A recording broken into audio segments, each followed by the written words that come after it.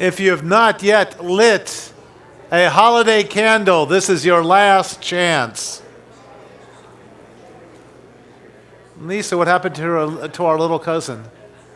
Oh, she went to her mom.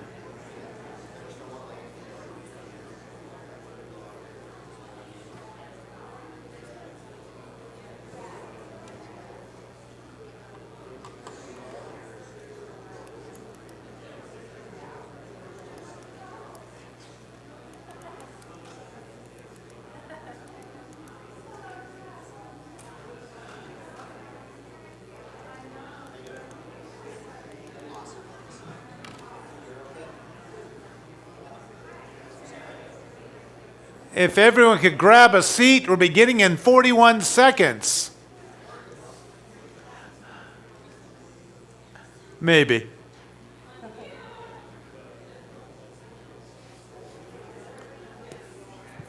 Hello.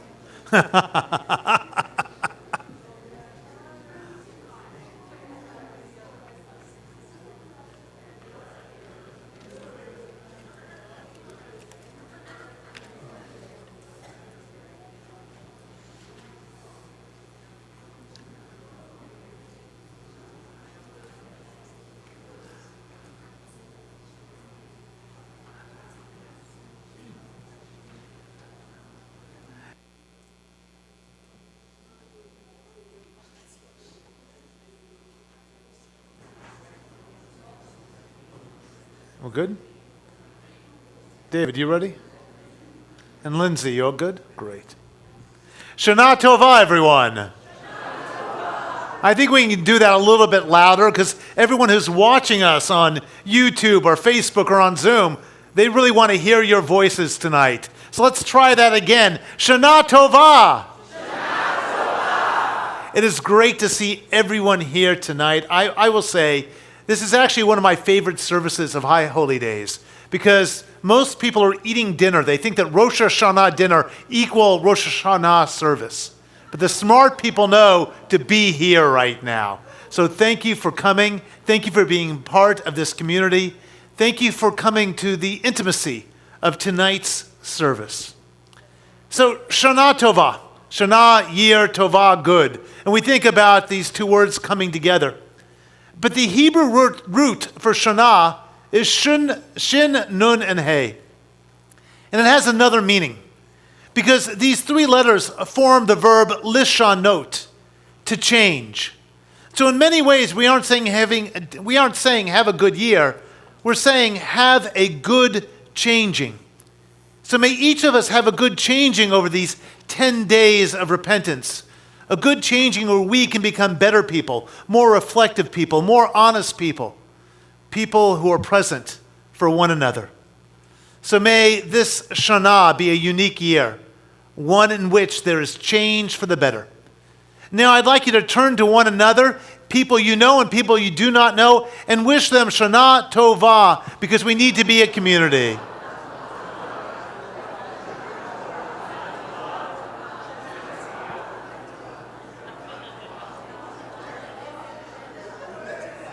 And now we're going to transition into some music.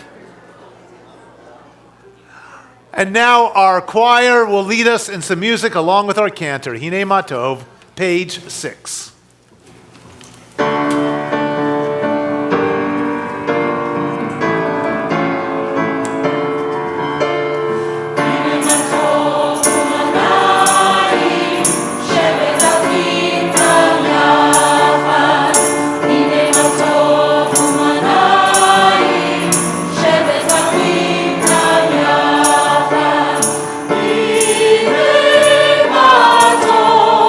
Shevet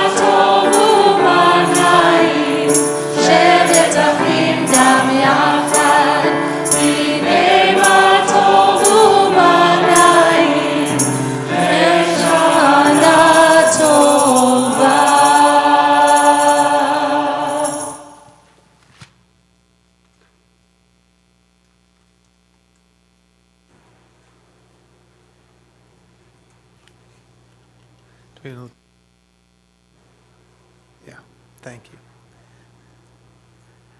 Once there was a king who was very mean. And as a result, a dark cloud hovered over his kingdom.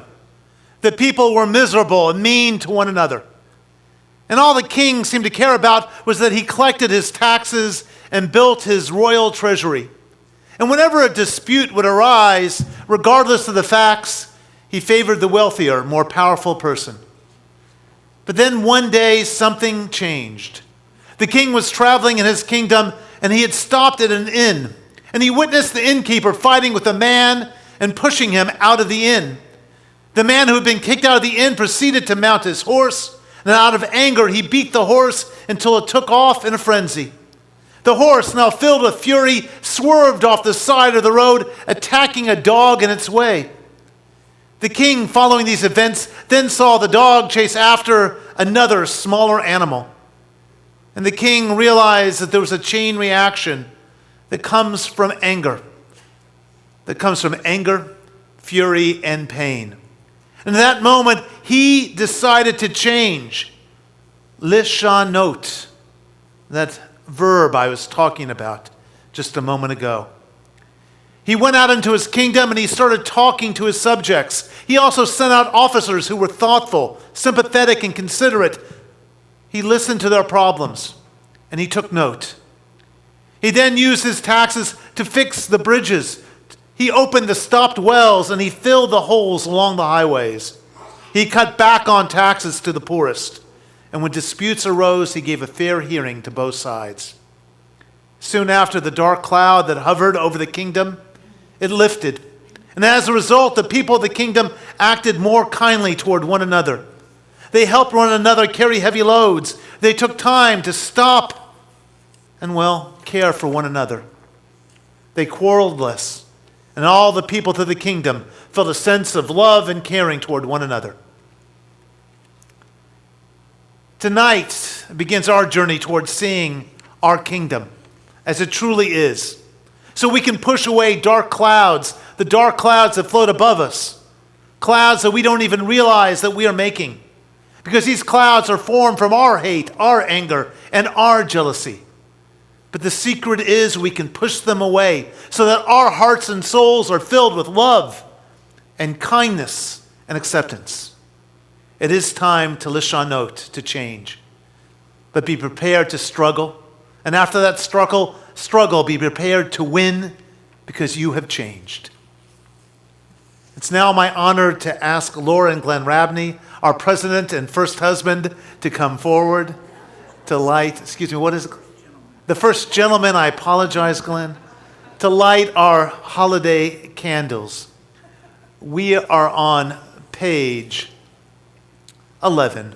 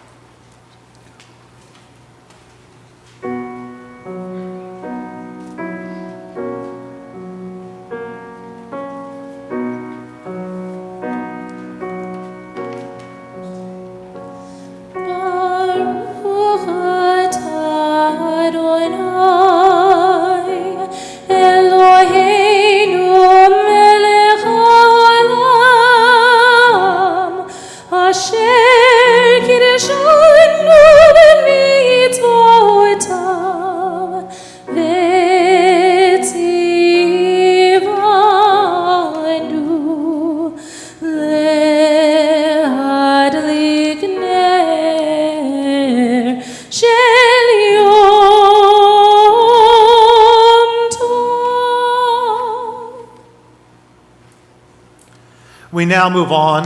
Right there. We now move on to the Shechianu. We say Shechianu at the beginning of every holiday, at the start of every new season. At every moment, we want joy to be returned to us.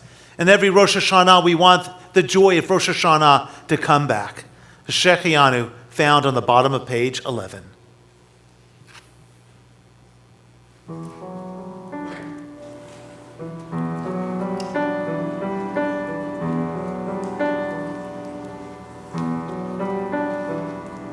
Baruch atah Adonai Eloheinu melech haolam. You bring us here. Baruch atah Adonai Eloheinu melech haolam. You keep us here.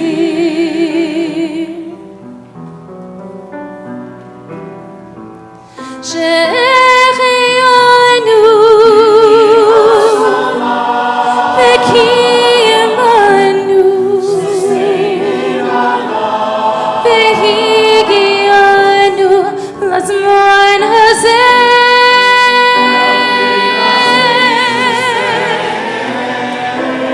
Shechianu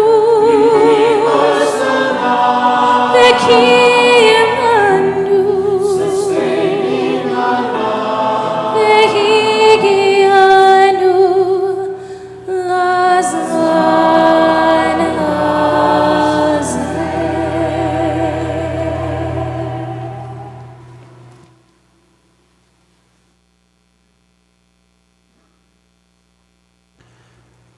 It is taught that on Rosh Hashanah, Adam and Eve were created.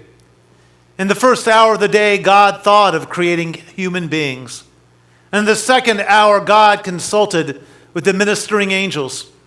And in the third hour, God gathered the dust from which human beings were made. And in the fourth hour, God prepared it.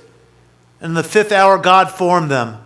And the sixth hour, God stood them on their feet. And in the sixth hour, God, placed souls within each of them. And in the eighth hour, God brought them to the Garden of Eden. And in the ninth hour, God commanded them not to partake of the tree which implanted knowledge. And in the 10th hour, they violated this command. And in the 11th hour, they were judged. And in the 12th hour, they were forgiven by God. God said to them, "You are a sign unto your children, just as you are brought before me to be judged, and you emerge forgiven, so too are your children destined to be brought before me to be judged, and they will also emerge forgiven." We are on page 15. Please rise as our ark is opened.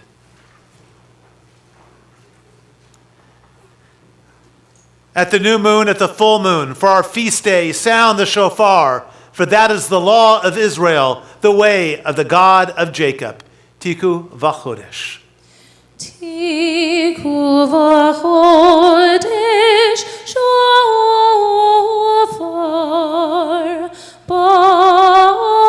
b'keseh leyom chagenu ki chok leYisrael hu mishpat leElohei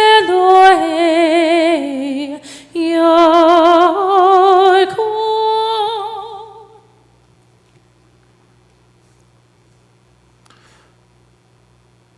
Baruch atah Adonai, shomei kol truah amo Yisrael, barachamim. Blessed are you in our lives, Adonai. You hear with love the shofar, the true voice of your people Israel. I'm going to ask Richard to stand in the center of our bima, our Baal Tekiah, for our first Tekiah of Rosh Hashanah. Tekiah!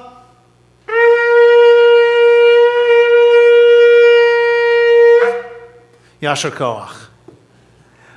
We remain standing as we turn to page 20 for the Baruch Hu.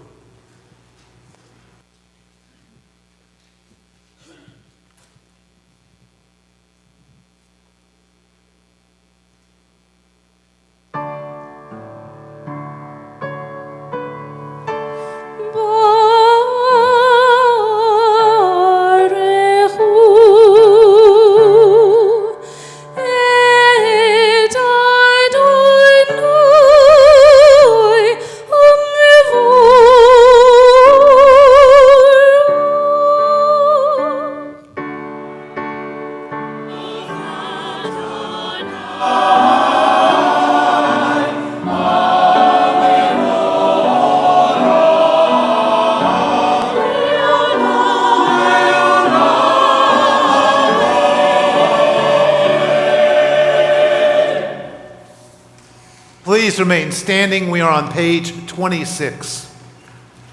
An introduction to the Shema.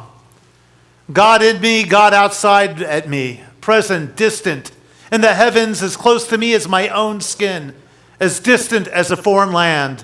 God is where I place God at any given moment. And when the distance is too far, then I need to find a way to bring God near. I am one with God when all facade of separation falls. For in that moment I find the unity of my humanness and the divine. At that moment the actions of God are present on this earth through the good I do. For when God is near, holiness resides in my heart, in my connection with others, and in my generosity towards the less fortunate. Bring God near and become one with all that is holy as we recite the Shema.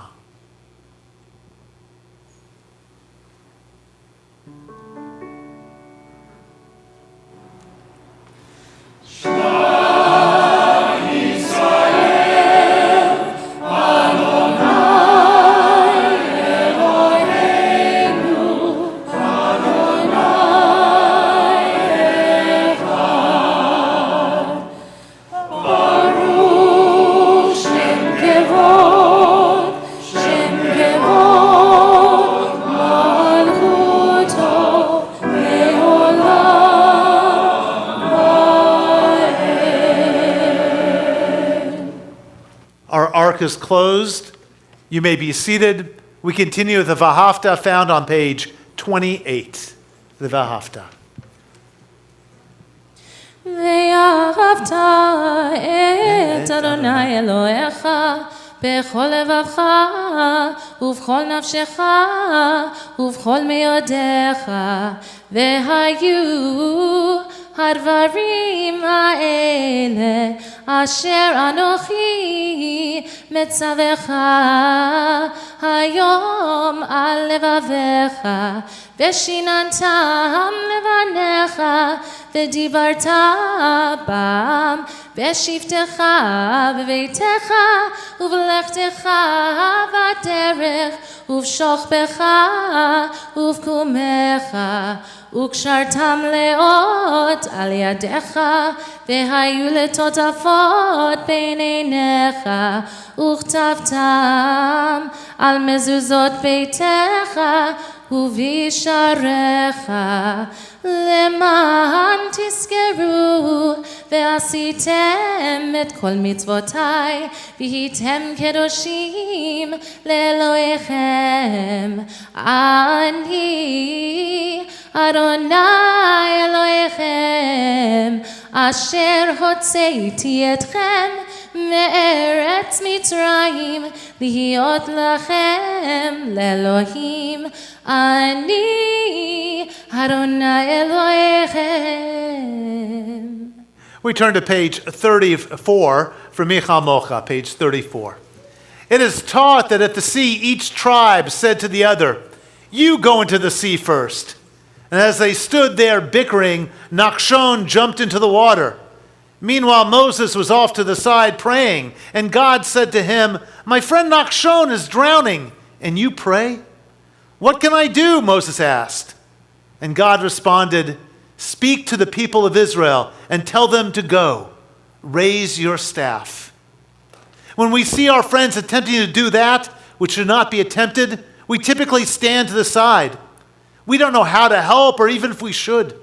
But miracles, like the crossing of the Sea of Reeds, only occur because we become part of the process, because we believe as strongly as the person who takes that first step into the unknown.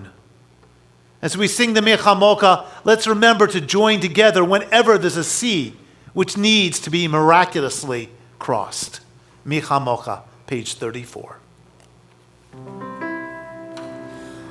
ומלכותו ברצון קיבלו עליהם משה ומרים ובני ישראל לכונו שירה בשמחה רבה ויאמרו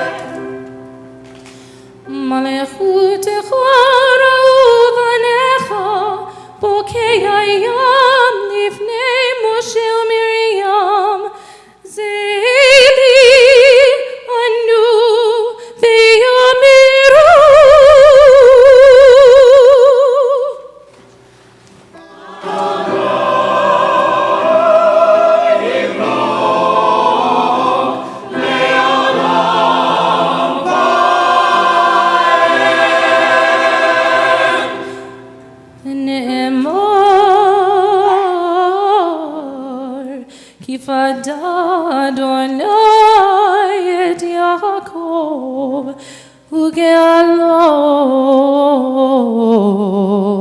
miad chazak mimenu Baruch atah Adonai Gol Israel.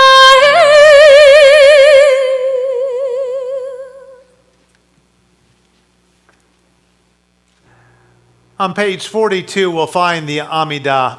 And tonight you'll notice that there are word changes and melody changes. Throughout the high holy days, this remains true.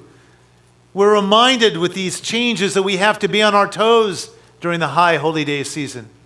We need to expect something different.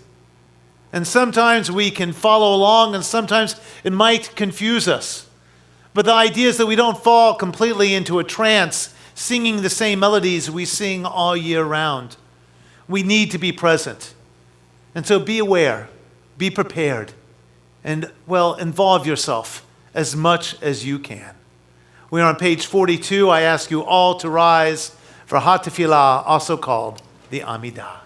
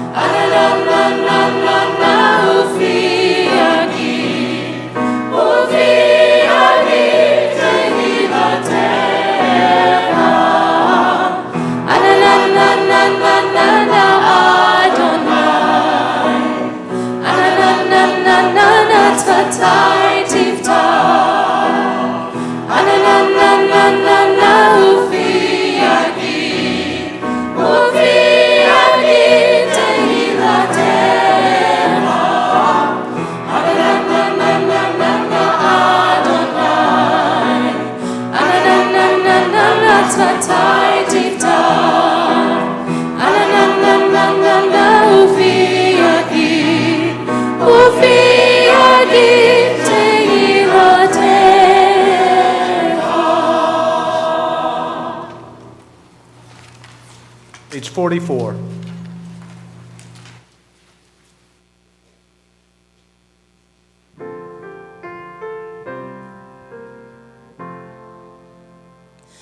Baruch atah Adonai Eloheinu Elohei Avotenu v'imotenu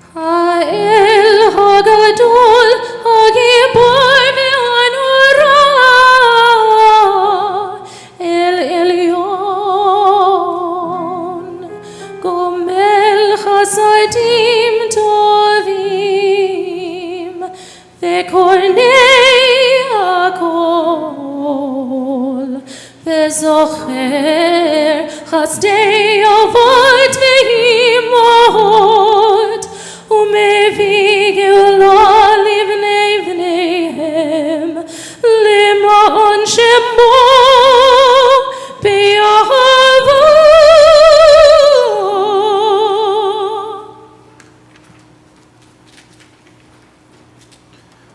Remember us for life. Sovereign God who treasures life, inscribe us in the book of life for your sake, God of life.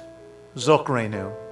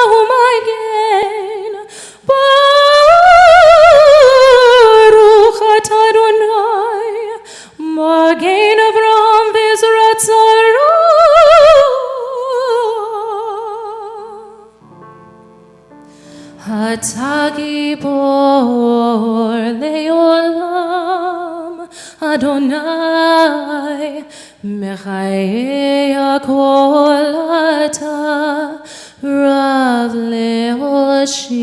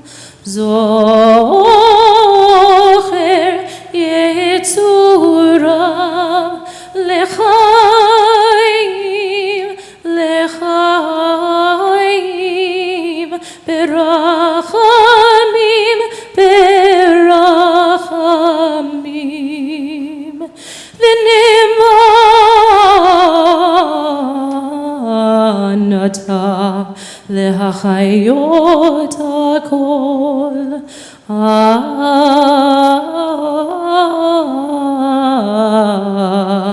ברוך אתה אדוני מחיי הכל.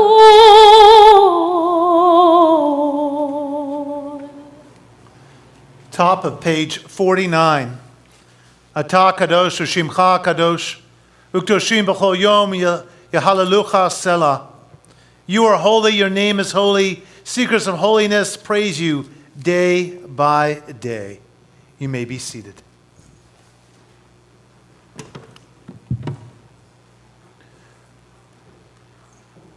Uvchen ten apaktecha. And so in your holiness, give all creation the gift of awe. Turn our fear to reverence. Let us be witnesses of wonder, perceiving all nature as a prayer come alive. We bow to the sovereignty of your strength, the primacy of your power. We yearn for connection with all that lives, doing your will with wholeness of heart. Awe-inspiring is your creation, all-encompassing your transcendent name.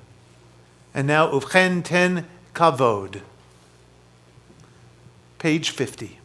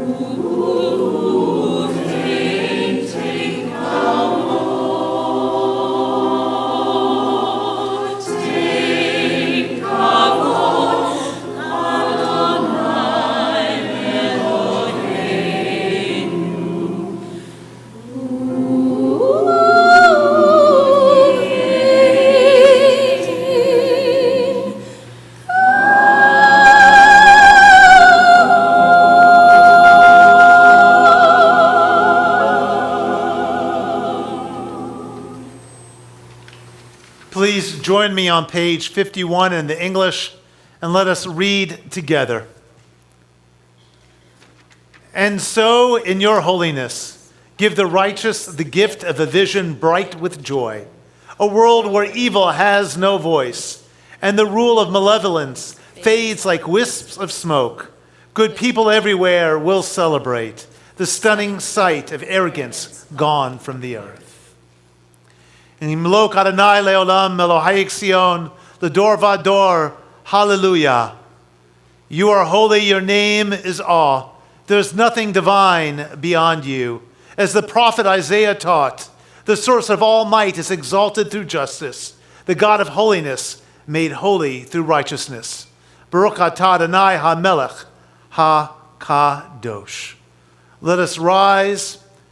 We are on page 52. We continue silently with the remainder of Amidah through page 70. When you're done with your silent prayer, you may be seated. Page 52 through 70.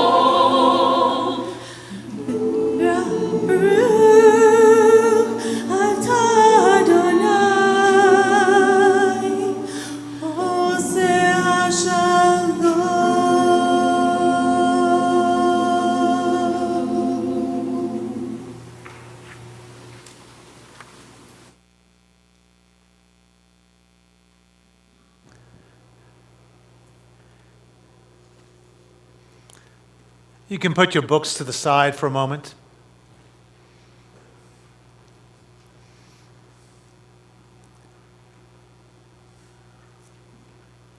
When I was a boy, I played along the bank of a creek that ran past the bottom of my street. And from catching fish or snakes or frogs or turtles to just getting dirty, every day was an adventure. The world was warm and inviting and ready for curious children whose fears were minimal. In those days, I could walk into any of the 5 synagogues and temples and the Jewish Community Center in Louisville, Kentucky, without passing an armed guard. Actually, there were no guards at all, only secretaries who we would have to search out if we needed something. I could wander around the buildings without concern, and no one ever said to me, "What are you doing here?" And the only time I showed any type of identification was actually to get into the gated outdoor swimming pool at the Jewish Community Center. And that was only to keep the teenagers from sneaking in their non-member friends on hot, humid summer days. I won't claim these were innocent times. The newscasters, Huntley and Brinkley, brought highly curated violence into our living rooms each night, featuring the Vietnam War, where young men fought valiantly, often ignoring the question of why. The civil rights movement, where protests and sit-ins were taking place throughout the South in the hopes of creating a more just world. The assassinations of John Kennedy, Malcolm X, Robert Kennedy, and Martin Luther King, where great thinkers were stopped in their tracks. Violence. Yes, there was a lot of violence. Perhaps since I was a child, it just washed over me.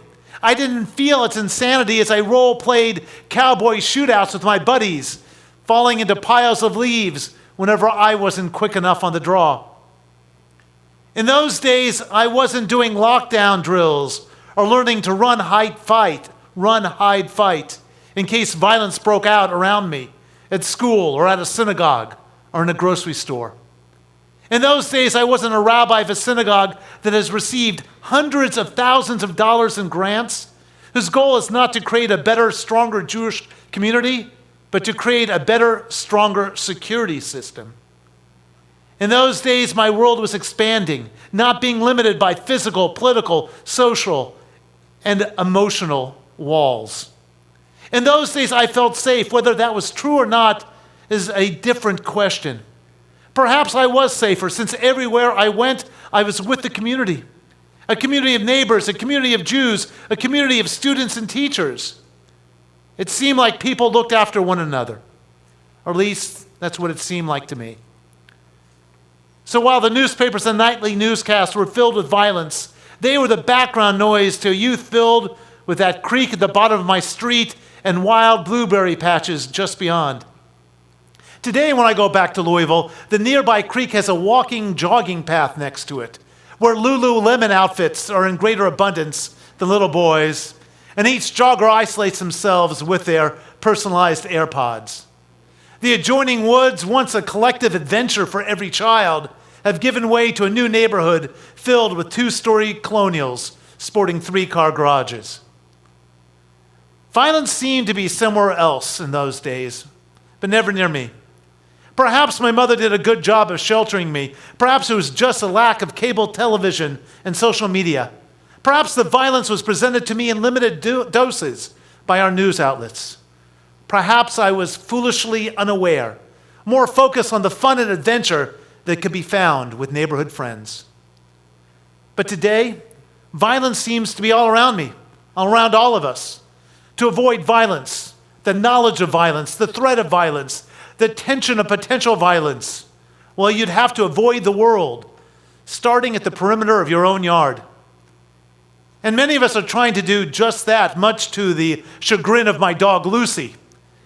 As I walk the hills of my Tarzana neighborhood, I see new construction every day.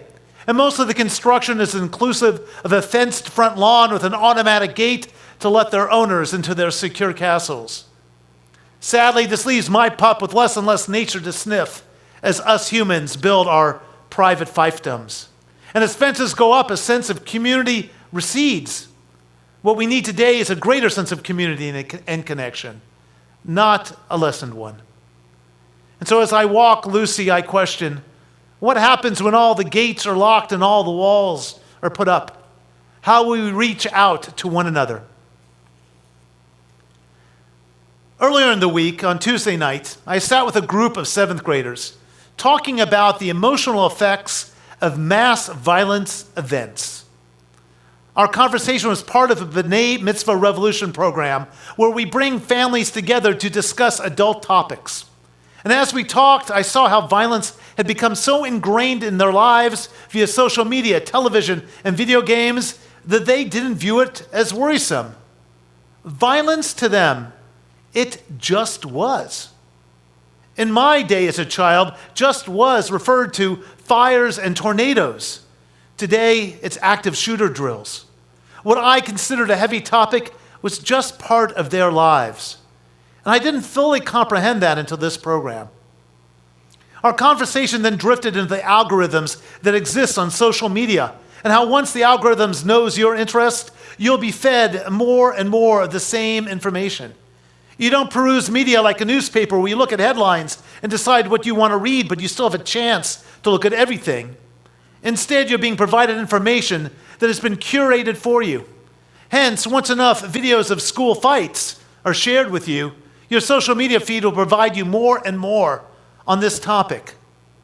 Walls are put up around us by social media companies that limit what we are provided. And these walls, as we've come to learn, can create extremist behavior for some and limit the world for all. So recently I was reading an article written by Douglas Rushkoff, who's a humanistic writer who is often consulted on the future. I'm not sure how you get a future predicting job, but I want it, okay, if he ever retires. Well, while his personal intellectual leanings are closer to that of a Marxist, for the right amount of money, he'll talk to any audience, which I think it's very funny that he's a Marxist for hire.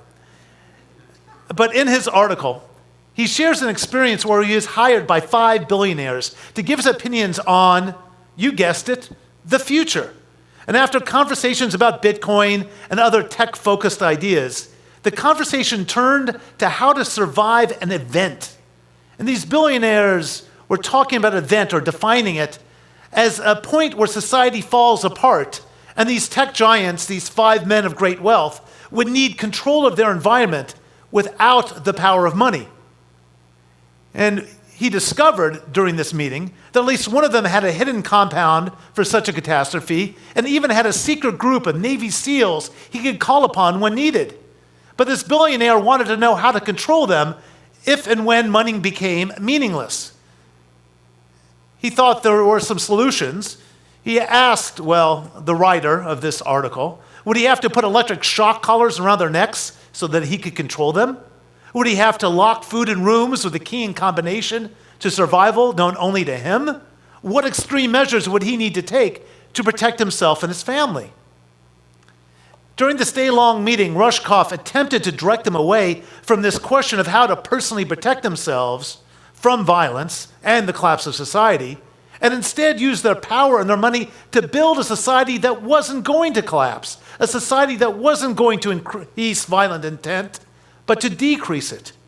He tried to teach these men that having a functioning society where all life is sacred was the only way to protect themselves and their fortunes.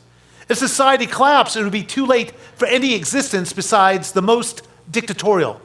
And for how long can threats and punishment and control of a locker filled with food keep anyone safely in control? I think we've all seen Lost. If you haven't, I think this is the scenario. His article then examined ways society is strengthened not by protecting oneself, but by protecting others. He gave example after example of the wealthy working toward creating a better, stronger society for all. You see, he's trying to teach us to knock down some walls and to open some doors instead of placing ourselves in a physical and mental silo where command of others is our main concern. We can only pray that his words and examples influence this group of billionaires for the better. And recently, I've been having too many conversations about the local hotels just down the street. I think I'm pointing the right direction. And if you're not aware, these 2 hotels are being turned and to housing units for the houseless. The speakers I've talked to, the people I've talked to, have had different opinions than mine regarding this transition. And I have to say that everything they said in opposition to the plan project makes complete sense. It has the potential to bring violence to our community. It's costly. Similar plans have failed. It's unmanageable. It is not the right approach. Here's the problem. If we don't do something, then we just continue moving in the wrong direction. Not turning these hotels into units for the houseless will only lead to temporary camps in our midst, which will definitely lead to a further decay of society. It's easy to list all the reasons why something won't work. It's much more difficult to try something knowing that it might fail. We can put up walls around our homes and our communities and our schools and say, not in my neighborhood, but where will that ultimately get us? Perhaps instead of saying it won't work, we need to say, how can I assist so it will work? That's similar to what I said to Councilman Bob Blumenfeld when we spoke a few months ago. And I'm hoping that the membership of Kol Tikva feels the same. Because if a house of religion that is only a few blocks from a new houseless shelter isn't assisting, then who will? Aren't we commanded 36 times by our Torah, love your neighbor as yourself? Well, we'll soon have some new neighbors. The more we lift up the oppressed, the more we attempt to make the world safer for all, the more we seek to do good, the more society will be strengthened, and this will lead to less violence. So many of our societal issues seem to be fixable, yet we don't seem to be capable of fixing them. We go around in circles, or in the case of my neighbors, find ways to build higher fences. Yes, we can hide away and hope for the best and ignore climate change, houselessness, the growing divide between the rich and poor, the increase in mass shootings, gun violence, because each of these issues has its own challenges. But we as a society have the ability to step forward. We have the ability to do something more than shake our heads and yell at television sets or post nasty comments on social media sites. All of these issues, if left alone, will lead to societal breakdown and ultimately to societal violence. We need to step out of our constant loop of saying the right things but not taking the right actions. There's a very simple equation that stands before us. The less we do for our community, the more violence will fester. And the more we do for our community, the less violence will fester. We need to knock down some walls and to unlock some doors. In other words, we have to try. And as a community, we have tried. But we need to continue our efforts. We need to remain vigilant. Trying for a year or 2 years or just on mitzvah day is not enough. Trying must be constant in today's world. The Torah portion, Bechukotai, asks the question, what is the value of a person? Now, our Torah asks this question in relationship to making a pledge to the temple. And like all questions the Torah raises, we can view it through a lens of today. And at this moment, the question of the value of a human life is being shouted at us. What is a life worth? If we place the value of every human life at priceless, we might begin to see that it is our responsibility to protect all.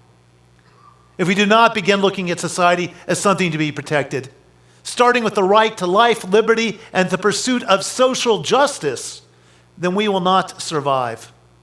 It is only when we work for the betterment of society will all of us move forward, and the scourge of violence will be no more, and not just for 5 billionaires and their families. This fall, I'll be teaching 4 sessions on Jewish, what I'll call hot topics. They'll take a look at what Judaism has historically and currently says about issues like a woman's right to choose, the environment, gun control, houselessness. These sessions are to ground each one of you in progressive Judaism's take on ancient texts. Hopefully, before or after these sessions, you'll contact our Social Justice Board member, Matt D'Alessio, and say, how can I take action in order to help society? Reform Judaism is based on the idea that we need to open doors and knock down barriers so that each person can be raised up because every life has value. Yes, I know that my view of my childhood is a bit nostalgic. It reflects memories that have had their edges dulled by time. And yes, I admit, I intellectually know that the world was in chaos during my first 2 decades on this earth. But also, So much changed and improved during that period. Those who marched and protested in the 60s and 70s knocked down a lot of walls and unlocked so many doors. Sadly, walls that were once knocked down and doors that were once open are beginning to again shut. I only have to mention Roe versus Wade. And new walls and new locks are being constructed every day. So my blessing for each and every one of you present tonight, may we create a society that elevates the care of the stranger. May we create a society that sees the value of each human being as priceless. May we create a society where neighbors and neighborhoods are true communities. And may we create a society that removes violence from our midst by knocking down the barriers that separate us. And together we say, Amen. And now it's time for us to open the ark for Avinu Malkeinu. I'm going to ask our ark openers to come forward. I'm going to ask everyone to rise.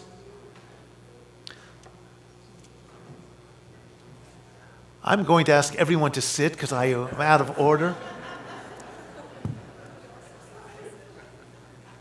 I'm glad you're all listening to me, though. That makes me happy. We're going to take a moment for the Misha Berach prayer. We say the Misha Berach for those who are ill of mind, body, spirit. Tonight, I do not have a list. It is just the names that you wish to share. So if you have a name of someone who needs to be on our Misha Berach list, please share it with us now.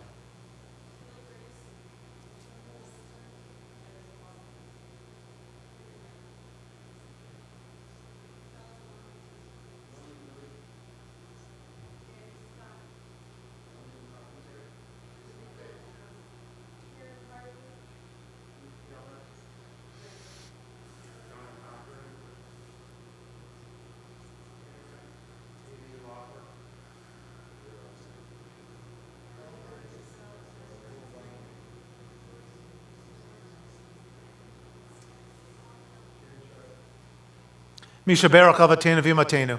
May the God of our ancestors grant our Refuah Shlema, a complete and full healing to those named tonight and to those we hold in our hearts. And together we say, the Misha Berach.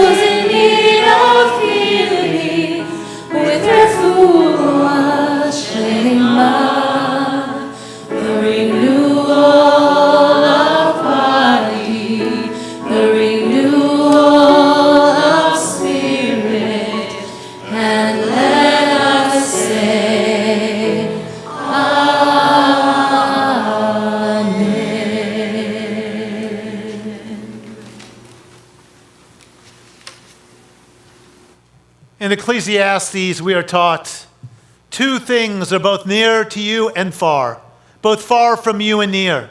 Teshuvah, repentance, is near to you, yet far, and far from you, yet near. And death is near to you, yet far, and far from you, yet near. And I personally would add a third to this. Living life fully is near to you, yet far, and far from you, yet near.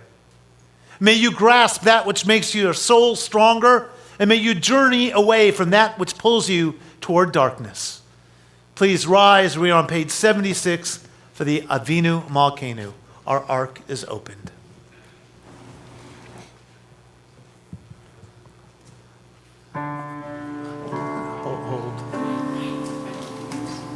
going to pause you for 1 second. We're going to read the Avinu Malkeinu first. We're now going to read the Avinu Malkeinu antiphonally. I'll read the Hebrew if you could respond in English, and then afterwards our amazing choir will sing.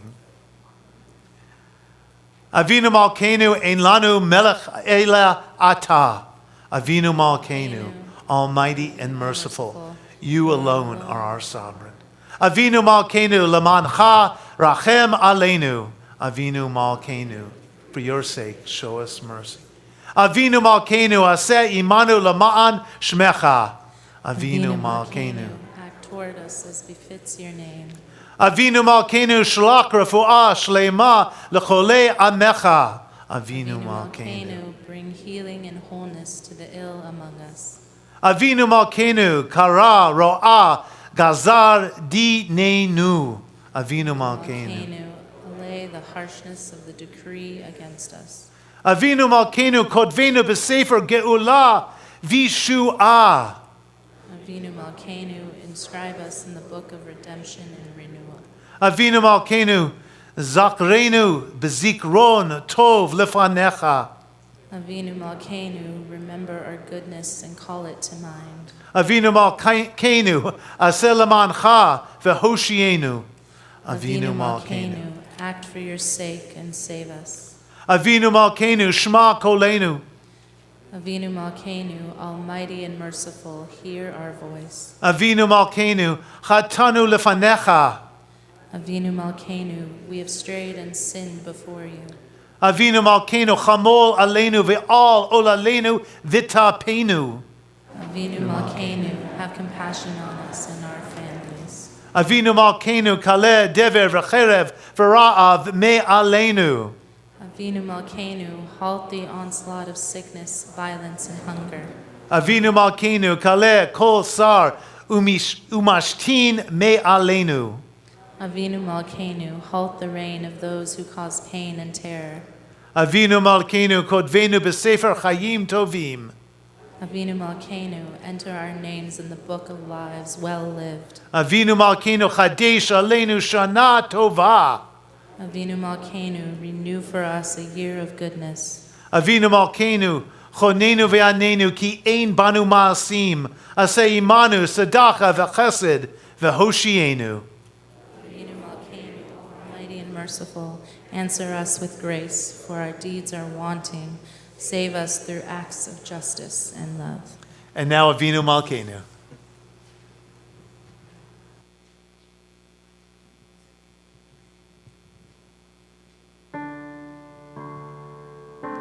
Avinu Malkeinu, shma kolenu. Avinu Malkeinu, chatanu lefanecha. Avinu Malkeinu, chamol aleinu. Ve'ol aleinu, v'tapenu.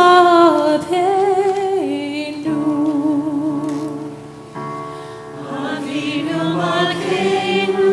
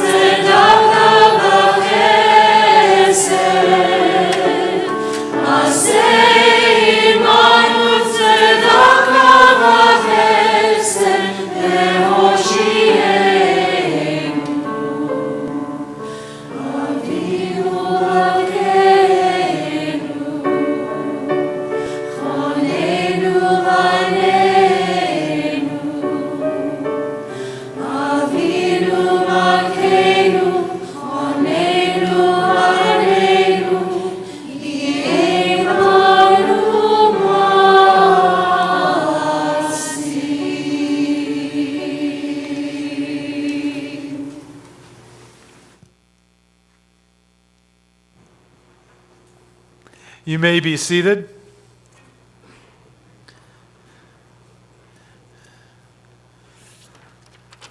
Now, for the best part of every service, announcements. Tomorrow morning, our adult service begins at 9:30 a.m. in person and on all social media formats. Visit koltikva.org for a direct link to YouTube and Facebook if you're not joining us in person. During our morning service, our religious school students will have a chance to join Hallie and Samantha for a youth program. We do have babysitting, but it was only available through reservations. For tomorrow, we are already filled. If you did not make a reservation, I apologize, but you can still make one for Yom Kippur. Our young family services for ages TK through third grade with our rock band Coldplay. Glenn, give a big cheer for Coldplay. One of our members. We'll start at 1:30 tomorrow. If you've not been to this service, it is fun. You should definitely come. We'll be collecting food for the West Valley Food Pantry. Who has brought food in the past? Everyone should be raising their hands. That's fabulous. Bring more food this year. We're not giving you bags this year because everyone has a bag they're not using at home. And it became a bit wasteful that we are taking bags and stapling lists of things to them. We know that you all know what to bring, and if not, we do have some flyers if you want to see. But please bring things that are needed for this community. Food insecurity is at the highest rate it's been in years upon years. We'd like to have a collection that really shows our communal spirit and how we are trying to build community and how we are trying to help, our fellow human beings. Our second day Rosh Hashanah service will be held at the Sepulveda Basin, the Sepulveda Basin Wildlife Reserve, 10 a.m. Check your KT emails. We've given you lots of information about it. It's about a 20-minute service, a 10-minute walk, and then about a 10-minute Tashlich service. And then if you want to stay, past President Carol Fisher gives you a little docent tour to look at birds in that area. It is a wonderful and not a very long service, but it's a wonderful morning. So if you can join us Tuesday at 10 a.m., we'd love to have you. This Friday night, Shabbat Shuvah, service at 6:30. Our teens are having their own program starting at 5:30 that includes a bonfire and s'mores, which means lots of marshmallows. If you have teens, talk to Hallie, make sure they come. If you're interested in coming with me and the Kol Tikva community, me and Lisa and me, we'll be doing a mission to Israel next June, and we'll be having some information via the magic of Zoom, a little information meeting on October 17th.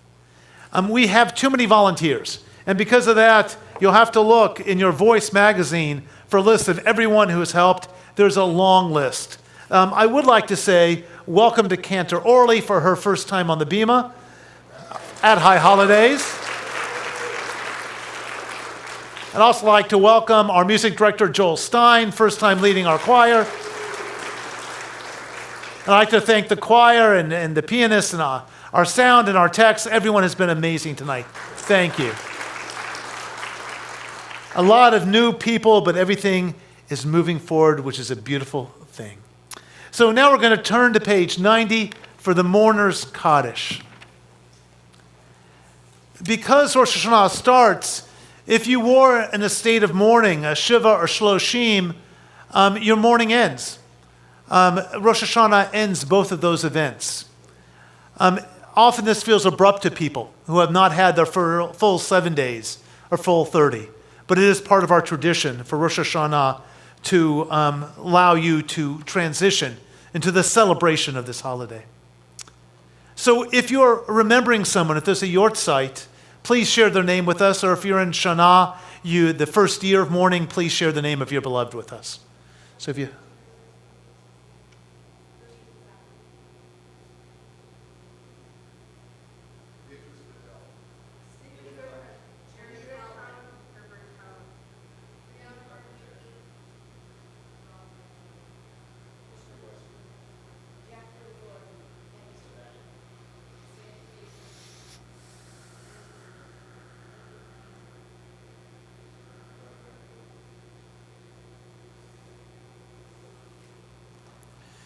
If you're in the first year of mourning, I ask you to please rise.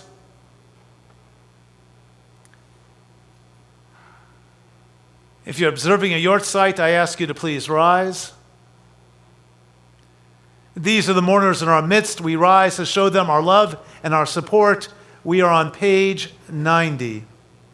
Please note that the word le'elah is repeated twice, about halfway down the page. Something we do between Rosh Hashanah and Yom Kippur. Yitgadal v'yikadash shmei Rabbah, v'alma divra chirutei v'amlich malchutei, v'chayachon v'mechon v'chayei dechol Beit Yisrael, b'galav v'zman kari v'imru. Yehei shmei Rabbah mevarak le'olam olamei amaya, yitbarach v'yishtabak v'yitpa'ar v'yitromam v'yitnaseh, V'yitadar, v'yitaleh, v'yitalal, shmei dekudsha b'richu, le'ela u'le'ela, mikol birchata v'shirata, chushbachata v'nechemata, damiran be'alma v'imru, yehei shlama rabba min shmaya, v'chayim aleinu v'al kol Yisrael, v'imru, amen. Oseh shalom b'mromav, hu yaseh shalom, aleinu v'al kol Yisrael, v'al kol yoshvei tevel, V'imru, amen. May the one who makes peace on high grant peace to all who mourn, to all Israel, and to all humankind. And together we say, amen. A benediction. Hold on to what is good, even if it is a handful of earth. Hold on to what you believe, even if it is a tree which stands by itself. Hold on to what you must do, even if it is a long way from here. Hold on to life, even if it is easier letting go. Hold on to the hand of your neighbor, even when you are apart. Just hold on. You can put down your books, put your arms around the people next to you if you know them. If not, ask permission first. We'll be singing Oseh Shalom, and then we'll be doing a break, and we'll be singing Oseh Shalom to conclude our service. And once that's done, please take your books to the back table as you exit. Oseh Shalom.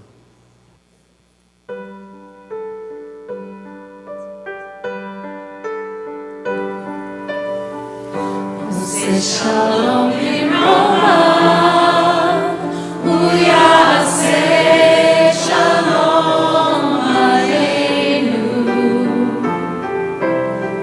Oseh Shalom b'mromav,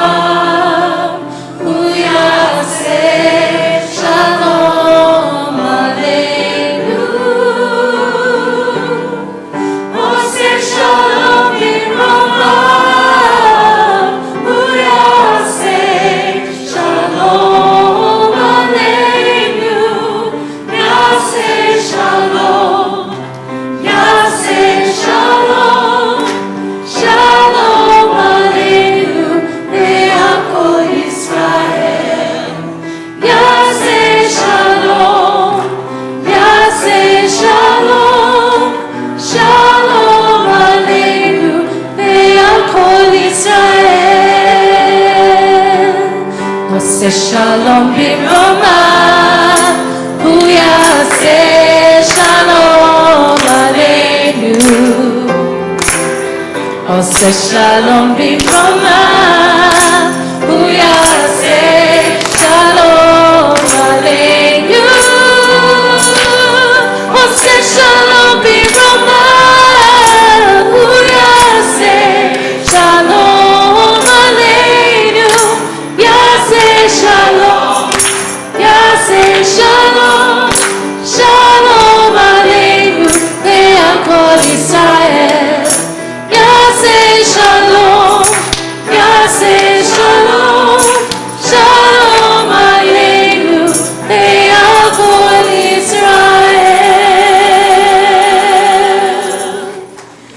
service is concluded. Please place your books near the table from the entrance you came in earlier. See you all tomorrow morning, bright and early at 9:30. Lashana tova tikatevun, Lashana tova tikatevun, Agur